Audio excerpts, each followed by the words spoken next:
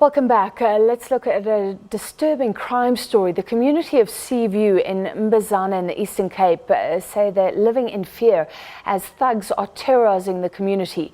Within a month, more than 15 young girls, especially from Marina High School, were kidnapped, raped and killed. Let's discuss. We're joined via Zoom by Reverend Ntomboxolo Ngubo, who's a Sea Point community member. Reverend, thank you for being with us. What do you think is driving these killings? They seem senseless and horrific.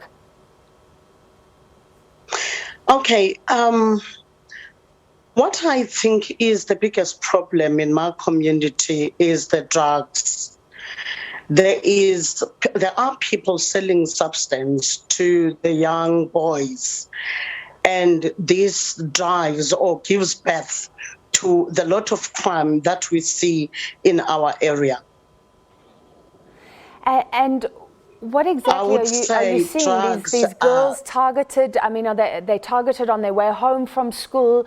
Are they vulnerable because they're alone or in small groups? What have you seen?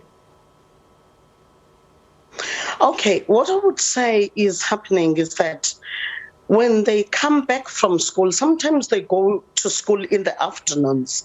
So these people target them on their way back from school. This is when they are targeted. Some of them, like a young girl that just passed away, I think a month or so, she was coming from her home, going to a friend, having a book. I think she was going to exchange a book with a friend. Then she never reached a friend, and she never came back home. She was found in hospital in Mbizana after 2 or 3 weeks after she got lost. And the whole community was looking for her. But she was sick. She complained of a stomach ache, and then she passed on that night.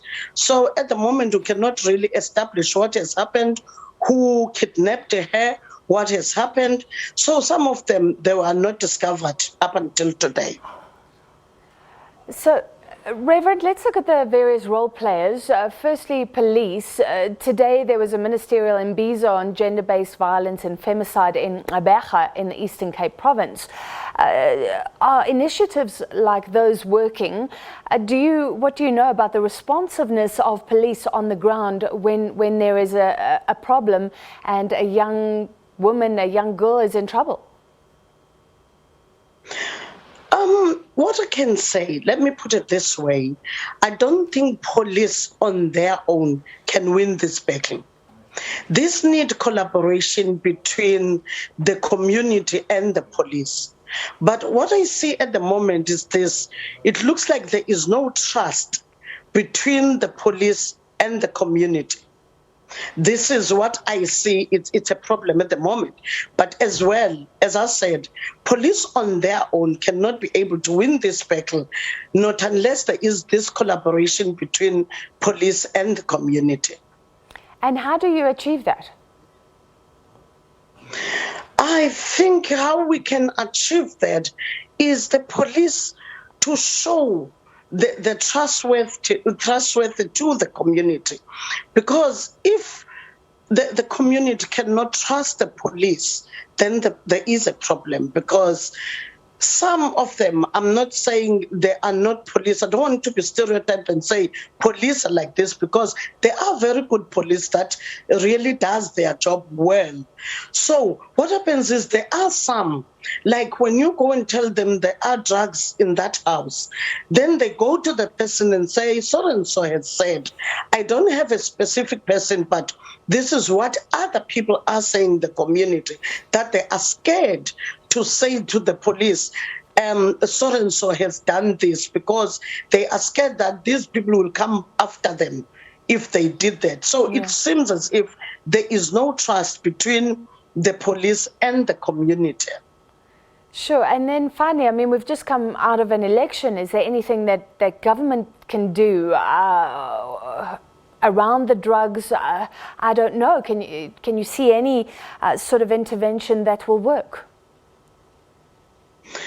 At the moment, yes, we conducted some meetings with the station commissioner at Mzamba police station has sent one of the managers by the name of Upula to come to the community and speak to us about this. And he mentioned that he really needed our help as the community, where we have to intervene and try to help. And he promised that he will definitely give himself to definitely work with the community. And he said, if there is any police who has ever done that before, their names must be brought forward, and those people has to go through justice, because it's unlawful, according to him, what they are doing, if there is any. Because we cannot say they are doing it, because somebody is not guilty until proven guilty.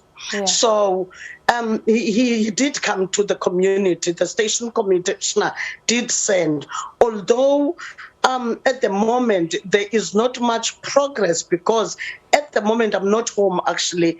As I'm speaking to you now, I am in East London, so I will go back home and hear more if there's any progress happened before or after we had a meeting with Upula. I'm not sure what his position is, but it's a police called Upula.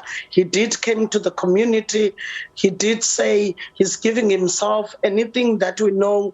We have to tell him, or if there's any police who has committed such crime before, where you tell him something and he goes to the perpetrators and tell the perpetrators that so and so had said this.